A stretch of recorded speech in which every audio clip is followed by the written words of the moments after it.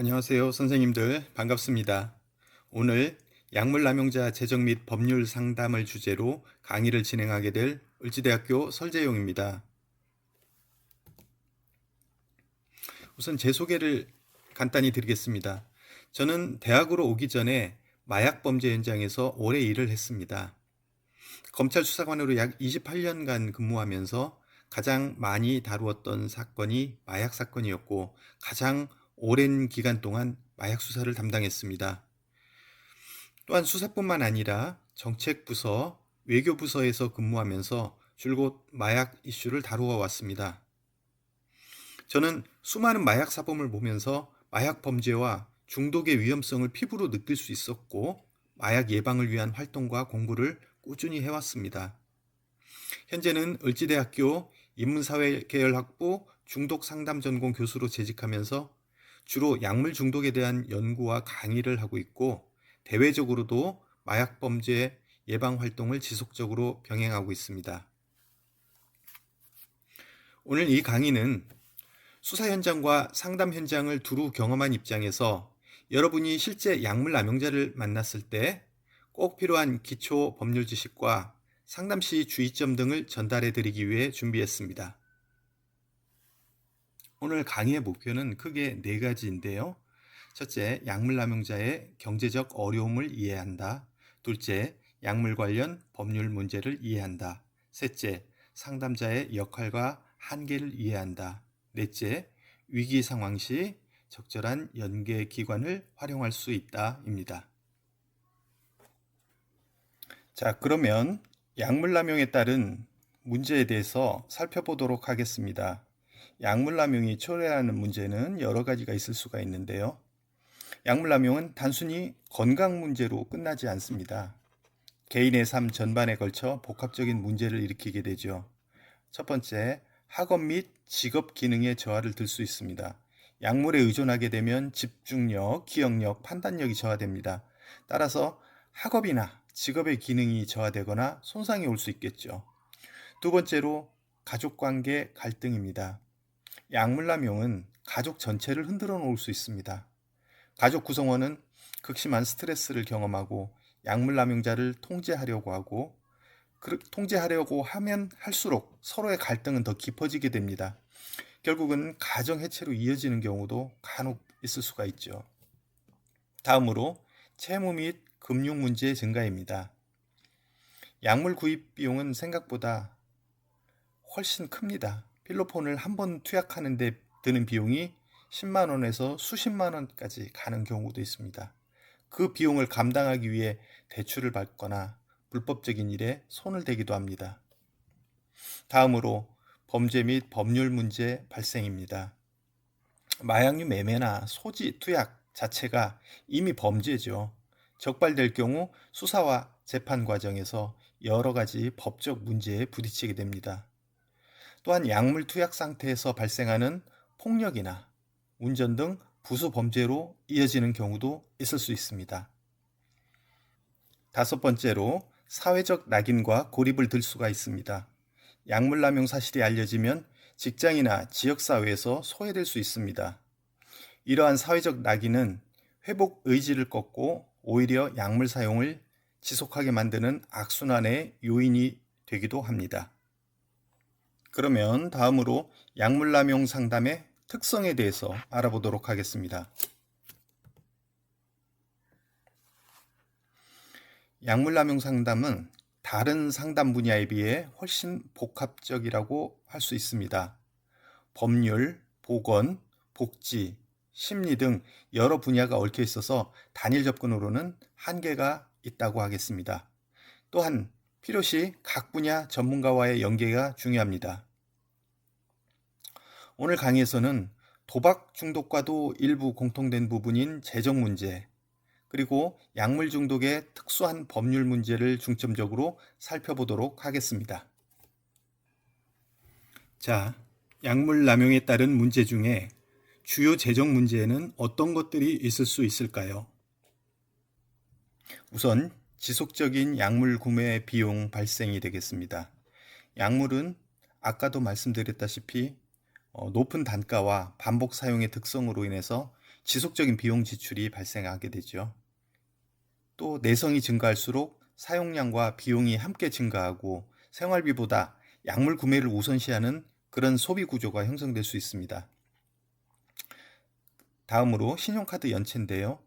약물 구매 자금을 마련하기 위해서 신용카드 사용, 현금 서비스, 카드론 등을 반복적으로 이용하면서 한도 초과와 연체가 발생할 수 있죠. 이는 신용 등급 하락과 다중 채무로 이어지는 악순환을 초래할 수 있습니다. 다음으로 고금리 대출 및 사채 이용입니다.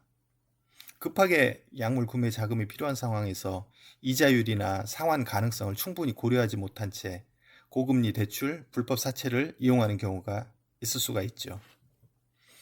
다음으로 실직 및 소득 상실입니다. 약물 사용은 집중력 저하, 결근, 대인관계 문제 등을 유발해서 직업 유지 능력을 약화시킬 수 있습니다. 결국 실직과 소득 상실로 이어지면서 경제적인 스트레스가 다시 약물 사용을 강화하는 그런 악순환이 형성될 수 있죠. 다음으로 가족 경제 의존입니다. 약물 사용자가 경제 활동을 지속하지 못하게 되면 부모나 배우자 등 가족의 경제력에 의존하는 구조가 나타날 수 있겠죠. 반복적인 금전 지원은 가족 전체의 경제적 부담을 증가시키고 공동 의존 문제를 초래할 수 있습니다. 마지막으로 마약류 불법 거래에 연루되는 경우가 있을 수가 있는데요. 약물 구매 자금을 마련하기 위해서 판매, 운반, 보관 등 마약류 유통 과정에 가담하는 사례가 발생할 수 있습니다. 초반에는 이것이 단순 심부름 형태라고 생각하더라도 법적으로는 중대한 범죄로 처벌될 수 있습니다. 그리고 종종 발생하는 사례를 보면 급여의 대부분을 약물 구입에 사용한다던가 아니면 대출 돌려막기를 반복한다던가 하는 경우도 있을 수가 있겠습니다. 다음으로는 법률 문제를 살펴보도록 하겠습니다. 법률 문제는 크게 형사 문제와 민사 가족법 문제로 나누어 볼 수 있겠는데요. 첫째, 마약류 관리법 위반입니다. 가장 직접적이고 핵심적인 법률 문제가 되겠죠. 다음으로는 약물 구입 자금 마련 과정에서 발생할 수 있는 절도, 사기 등 부수 범죄가 있을 수 있습니다. 그리고 약물 복용 상태에서 차량을 운전하게 되는 그런 경우도 있을 수가 있고요. 또는 형사처벌의 어떤 조건부 대안으로 보호관찰이나 수강명령을 받을 수도 있습니다. 배우자와의 관계, 또 자녀 양육 문제에서도 가족법 문제가 발생할 수 있는데요. 이혼이나 양육권 소송 등이 이에 해당된다고 할 수 있습니다. 다음으로 근로 및 해고 문제가 있을 수가 있는데요. 전과 기록 또는 업무 능력 저하로 인해서 직장에 문제가 발생할 수도 있겠습니다. 자, 우리가 약물 남용자를 처음 만났을 때 상담자가 반드시 파악해야 될 몇 가지 영역들이 있습니다. 이 평가는 이후 상담 방향을 결정하는 기초가 되기도 하지요. 우선 약물 사용 이력입니다. 사용한 약물의 종류, 사용 기간, 빈도, 투약 방식 등이 있습니다. 그리고 현재 수사나 재판이 진행 중인지 여부를 꼭 물어보셔야 됩니다. 또 현재 취업 여부나 월 소득 규모 등 직업과 소득 상태를 파악할 필요가 있고요. 그 다음에 총 부채 금액이나 채권자가 어떻게 구성이 되어 있는지, 예를 들어 금융기관인지 사채업자인지 이렇게 채무 규모도 파악을 해야 될 필요가 있고요. 그 다음에 지지 가족이 있는지 또는 가족 갈등의 수준이 어떠한지 가족관계에 대한 상황을 파악할 필요가 있습니다. 그리고 우울이나 불안 이런 공존질환이 있는지 정신건강 상태를 파악할 필요가 있습니다. 자, 이제 본격적으로 재정문제 상담에 대해서 알아보도록 하겠습니다. 재정문제 상담에서 가장 먼저 기억해야 될 것은 비난하지 않는다는 원칙입니다. 비난보다는 회복 중심으로 접근을 해야 된다는 것이죠. 많은 상담자들이 의도치 않게 내담자를 비난하는 방식으로 질문을 하는 경우가 있거든요. 왜 그렇게 돈을 많이 썼나요? 그 많은 돈을 어디에 썼나요? 라고 말이죠. 하지만 이런 식의 질문은 내담자로 하여금 저항을 불러일으킬 수 있습니다. 약물 사용자들은요, 이미 죄책감이나 수치심이 높은 경우가 많거든요. 그래서 도덕적 훈계는 오히려 역효과를 불러일으킬 수가 있습니다. 그래서 약물 남용자의 재정 상담의 목표는 우선 생활 기능을 회복하고 재정적 안정을 회복하고 다음으로 재발 위험을 감소하는 데 집중을 해야 되겠습니다. 또 하나는 중독과 재정 문제를 통합적으로 이해해야 할 필요가 있습니다. 이 재정 문제는 단순 결과가 아니라 중독 유지 요인일 수가 있거든요. 가령 채무 스트레스가 높은 경우 약물 사용이나 도박을 하고 싶은 충동이 더 증가할 수가 있습니다. 그리고 생활고에 시달리다 보니 불법 행위 위험이 증가가 될 수가 있고요. 따라서 단순 채무 조정만으로는 재발 예방이 어려울 수가 있습니다. 그래서 재정 상담과 중독 상담이 병행되어야 될 필요가 있을 것입니다. 다음으로는요, 내담자의 생계 및 안전 우선 원칙인데요. 어떠한 상황에서도 내담자의 기본 생계와 안전이 먼저입니다. 채무를 갚기 전에 반드시 다음 항목들이 충족되어야 합니다. 주거비, 식사비, 의료비, 교통비, 기본 통신비. 자, 이 기본적인 생계 항목들을 먼저 확보한 후에 채무 관리나 재정 계획을 논의해야 됩니다. 다음으로는요, 내담자 가족과의 경계 설정을 들 수가 있습니다. 가족 상담을 할 때 반드시 다루어야 되는 부분이 있는데, 가족들이 흔히 하는 실수가 있습니다. 채무를 대신 변제해 준다던가 반복적으로 돈을 빌려준다던가 하는 것인데요. 이런 것들은 금지 사항이 되겠습니다. 이와 같은 행동은 이 내담자의 책임감 형성을 방해하고 약물 사용을 지속하게 하는 구조를 만들어줍니다. 이를 이제 동반 의존이라고 그렇게 얘기를 하는데요. 우선 이 부분은 우리가 도박 상담과도 공통되는 부분인데, 도움은 주되 돈은 주지 않는다라고 하는 원칙이 있습니다. 무조건적인 금전 지원 대신 구조화된 지원 원칙을 가족과 함께 설정하는 것입니다. 이것이 중요합니다. 예를 들어 식사를 직접 만들어 주거나 의료비를 병원에 직접 납부하거나 상담기관에 동행하는 방식. 이것이 더 효과적입니다. 이제 재정 문제 상담의 실제에 대해서 알아보도록 하겠습니다. 상담에서 처음 해야 할 일은 내담자의 현재 재정 상태를 파악하는 것입니다. 아래의 평가 항목들을 체계적으로 확인하고 이를 구조하는 기법을 활용합니다. 약물 남용자의 재정 상담에서 단순히 채무가 얼마인가를 확인하는 수준을 넘어서 재정 문제가 중독 행동과 어떻게 연결되어 있는지를 종합적으로 평가하는 과정이 필요합니다. 먼저 총 부채 규모를 파악하기 위해서 채무 목록표를 작성할 필요가 있겠죠. 모든 채권자, 대출 금액, 이자율, 상환 기한 등을 한눈에 알아볼 수 있도록 일람표로 정리하는 방법입니다. 이는 약물 남용자의 전체 채무 상태를 객관적으로 확인하는 데 도움이 되죠. 약물 사용자는 자신의 채무 규모를 정확히 인식하지 못하는 경우가 많기 때문에 시각적으로 정리된 자료를 통해 현실의 인식을 높이는 것이 도움이 됩니다. 다음으로 고금리 대출 여부를 확인해야 됩니다. 특히 금리가 연 20% 이상인 대출은 우선적으로 파악할 필요가 있습니다. 또한 불법 사채 이용 여부도 중요한 평가 항목입니다. 법정 최고 금리인 연 20%를 초과하는 경우 불법 가능성을 의심해 볼 수가 있죠.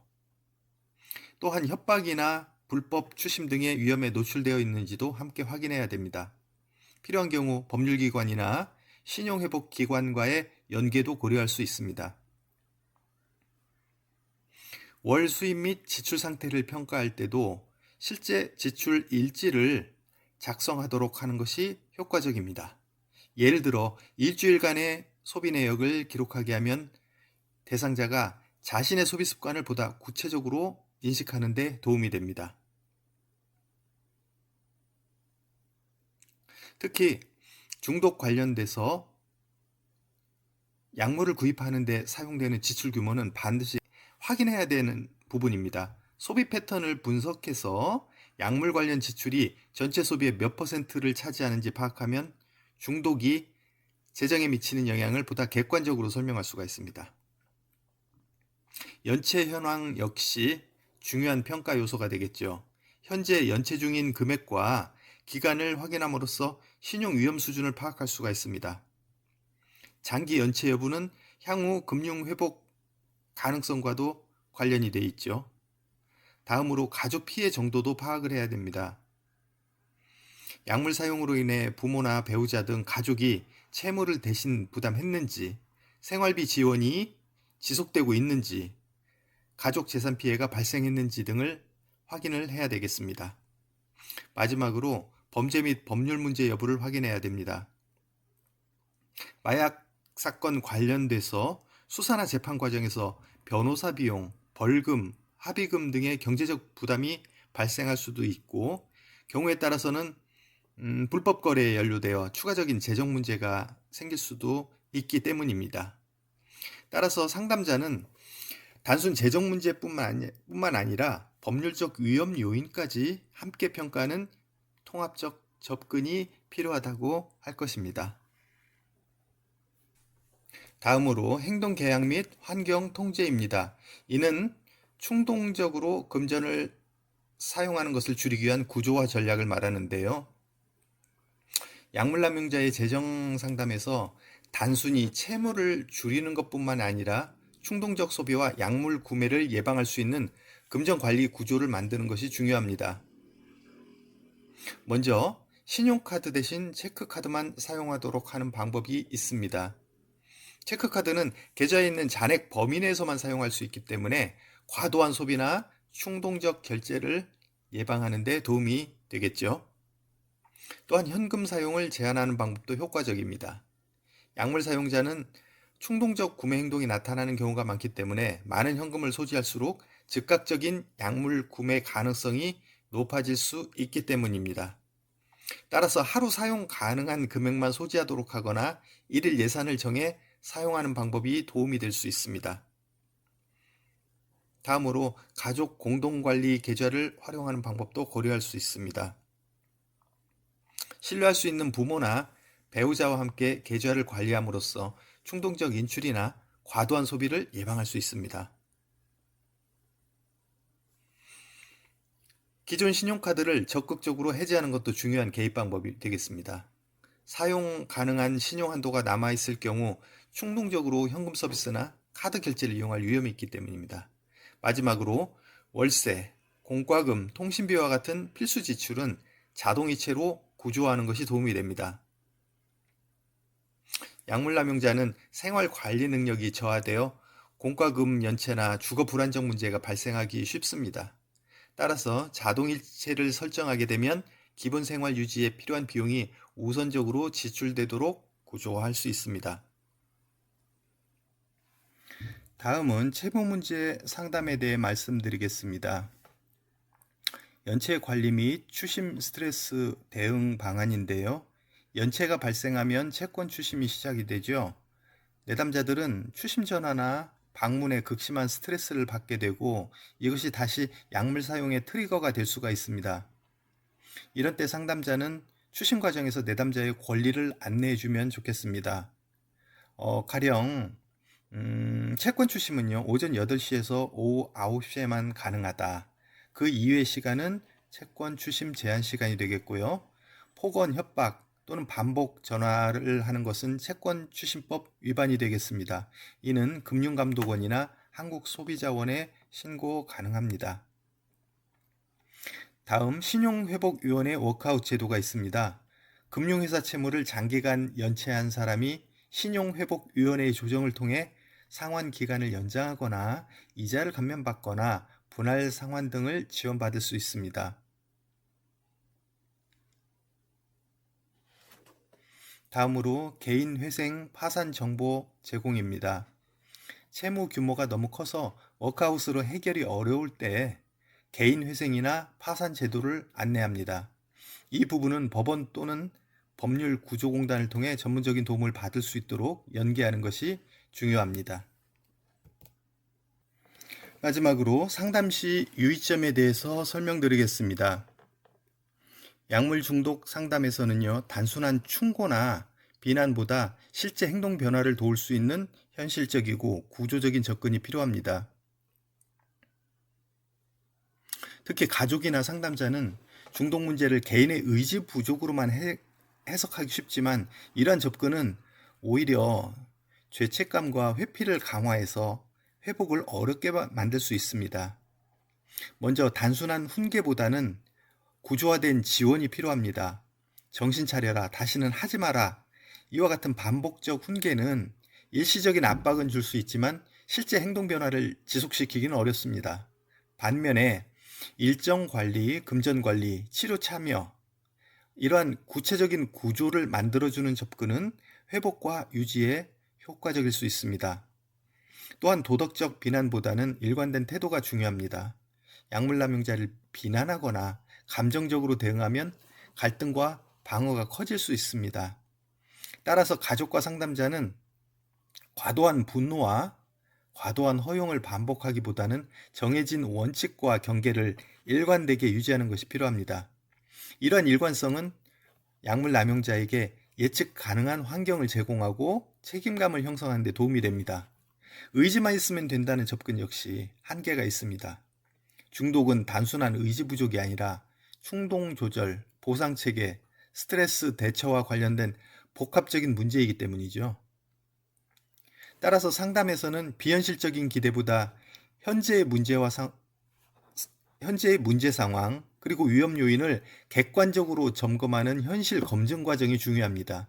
예를 들어 재정 상태, 대인 관계, 재발 위험 상황 등을 함께 평가하며 실질적인 회복 계획을 세우도록 도와야 합니다. 또한 즉각적인 회복을 기대하기보다 재발을 회복 과정의 일부로 이해할 필요가 있습니다. 중독 회복은 직선적으로 진행되기보다 재발과 회복이 반복되는 경우가 많습니다. 따라서 한 번의 실패를 모든 것이 끝난 것으로 해석하기보다는 어떤 상황에서 재발이 발생했는지 이를 분석하고 다시 회복 과정으로 돌아오게 하는 것이 더 중요하다고 할 것입니다.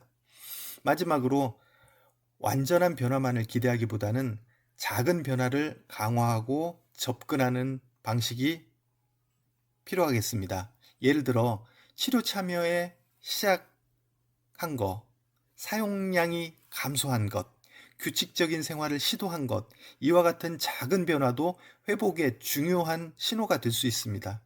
이러한 긍정적 변화를 인정하고 강화하는 것은 약물 사용자의 자기 효능감을 높이고 장기적인 회복 동기를 유지하는 데 도움이 됩니다. 자, 지금까지 말씀드린 재정 상담의 핵심은 약물 남용자로 하여금 돈을 관리하게 하는 것이 아니라 중독 행동 때문에 무너진 자기 통제와 생활 구조를 회복하도록 돕는 것이라고 이해하시면 되겠습니다. 자, 다음 시간에는 법률 문제 상담을 이어서 설명을 하도록 하겠습니다. 네, 지금까지 수고하셨습니다. 감사합니다.